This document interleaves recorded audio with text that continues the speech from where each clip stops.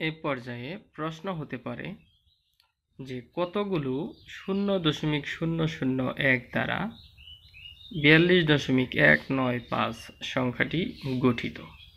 তাহলে এরকম প্রশ্ন থাকলে প্রথমত আমাকে যেটি লক্ষ্য করতে হবে যে দুইটি দশমিক ভগ্নাংশ এখানে আছে, উভয়ের দশমিকের ডানে অঙ্ক সংখ্যা সমান কিনা। এখানে দেখা যাচ্ছে দুইটি সংখ্যারই দশমিকের ডানের অঙ্ক সংখ্যা সমান 1, 2, 3। এই সংখ্যাটিতেও দশমিকের ডানে 1, 2, 3টি অঙ্ক বিদ্যমান। যদি কখনো দেখা যায় যে অঙ্ক সংখ্যা সমান নয়, যেমন এখানে 5 নাও থাকতে পারত, তাহলে সেক্ষেত্রে আমরা এইখানে একটি শূন্য দিয়ে তারপরে এই সংখ্যাটির দশমিকের ডানে যেমন 3টি অঙ্ক আছে এরকম 3টি অঙ্ক বানিয়ে সদৃশ করে নিতাম। আচ্ছা, তো এখানে যেহেতু একই আছে, অতএব আমাদের পরবর্তী কাজটি হচ্ছে আমাদের দেখতে হবে যে এই সংখ্যাটিকে স্থানীয় মান করলে আমরা কি কি সংখ্যা পাই। তো আমরা পূর্বে দেখেছি যে এই সংখ্যাটিকে যদি আমরা স্থানীয় মান করি এই সংখ্যাগুলো পাই এবং এই সংখ্যাগুলো যোগ করে এই সংখ্যাটি হয়।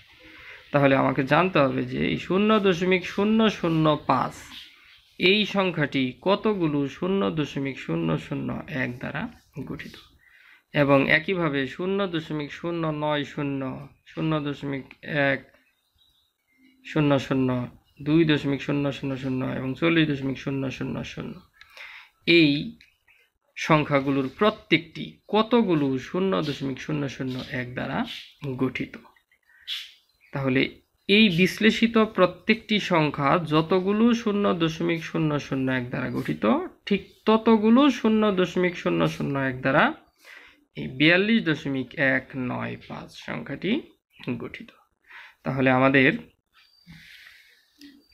এখানে বিশ্লেষিত সংখ্যাগুলো প্রথমে আছে 0.005 সংখ্যাটি 5টি 0.001 দ্বারা গঠিত, কারণ এখানে যখন স্থানীয় মান করেছি দেওয়া আছে যে এই সংখ্যাটি হতে লেগেছে 5 গুণন 0.001, অর্থাৎ 5টি 0.001 লেগেছে। তাহলে এই সংখ্যাটি 5টি 0.001 দ্বারা গঠিত। সেটি আমি এখানে লিখেছি যে অত সংখ্যাটি 5টি 0.001 দ্বারা গঠিত। এই সংখ্যাটির মধ্যে থেকে যদি আমরা দশমিকটা চিন্তা না করি বা দশমিকটা বাদ দিই তাহলে হয় 5, অর্থাৎ এই সংখ্যাটি হতে 5টি 0.001 প্রয়োজন। একইভাবে 0.090 সংখ্যাটি দশমিক ছাড়া চিন্তা করলে 90টি 0.001 দ্বারা গঠিত। কিভাবে এই সংখ্যাটি দশমিক ছাড়া চিন্তা করলে 100টি 0.001 দ্বারা গঠিত, এবং পরেরটি 2.000 সংখ্যাটি দশমিক ছাড়া চিন্তা করলে 2000টি 0.001 দ্বারা গঠিত, এবং পরে 40.000 সংখ্যাটি দশমিক ছাড়া চিন্তা করলে 40,000টি 0.001 দ্বারা গঠিত। তাহলে আমাদের এবার এই জায়গাটা টোটাল করতে হবে এবং এই জায়গাটা টোটাল করতে হবে। তাহলে এখানে টোটাল করলে 42.195 সংখ্যাটি এখানে টোটাল করলে 42,195টি 0.001 দ্বারা গঠিত। তাহলে আমাদের কিভাবে একটি দশমিক সংখ্যা এরকম প্রশ্ন থাকলে যে কতগুলো 0.001 দ্বারা গঠিত সেটা আমরা এভাবে বিশ্লেষণ করে সমাধান করতে পারি। প্রথমত কি করতে হবে যে দশমিক সংখ্যার যা থাকবে উভয়ের দশমিকের ডানে যদি অঙ্ক সংখ্যা সমান হয় তাহলে প্রথমত প্রদত্ত সংখ্যাটির স্থানীয় মান করে যে সংখ্যাগুলো পাওয়া যায় সেগুলো খুঁজে বের করতে হবে।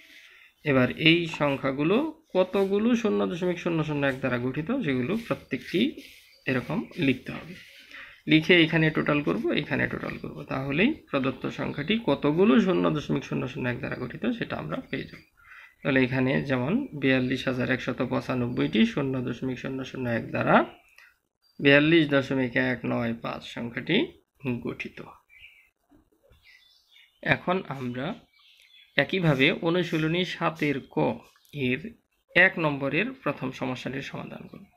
সমস্যাটি হচ্ছে কতগুলো 0.1 দ্বারা 3.5 হয় বা গঠিত। তাহলে প্রথমত লক্ষ্য করব যে এই দশমিক সংখ্যাটিরও দশমিকের ডানে অঙ্ক একটি এবং এরও দশমিকের ডানে অঙ্ক একটি। অতএব এখন কি করতে হবে যে এই দশমিক সংখ্যাটিকে স্থানীয় মান করতে হবে। স্থানীয় মান করে আমরা এই দুইটি সংখ্যা পাব। তাহলে এই সংখ্যাটি 5টি 0.1 দ্বারা গঠিত। কারণ এর মধ্যে থেকে যদি আমি দশমিকটা বাদ দিয়ে দিই বা দশমিক চিন্তা না করি তাহলে 5, তার মানে এই সংখ্যাটি 5টি 0.1 দ্বারা গঠিত। একইভাবে 3.0 সংখ্যাটি 30টি 0.1 দ্বারা গঠিত। এবার এখানে টোটাল করলে 3.5, এখানে টোটাল করলে 35। অতএব 3.5 সংখ্যাটি 35টি 0.1 দ্বারা গঠিত। তাহলে এখানে উত্তর হচ্ছে 35টি। তাহলে এইভাবে আমাদের 1 নম্বরে আরও 2টি প্রবলেম আছে। আশা করি তোমরা 1 নম্বর খুব ভালো মতো বুঝতে পেরেছো।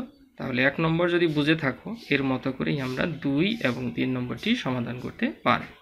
তো এই জন্য তোমাদের আগামী ক্লাসের হোমওয়ার্ক থাকবে অনুশীলনী 7-এর ক এর 1 থেকে 3 নং সমস্যা।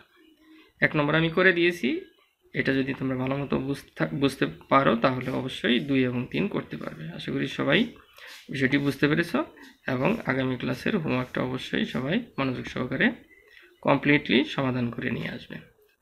সবাই ভালো থাকো। আজকের মতো এ পর্যন্তই। ধন্যবাদ সবাইকে।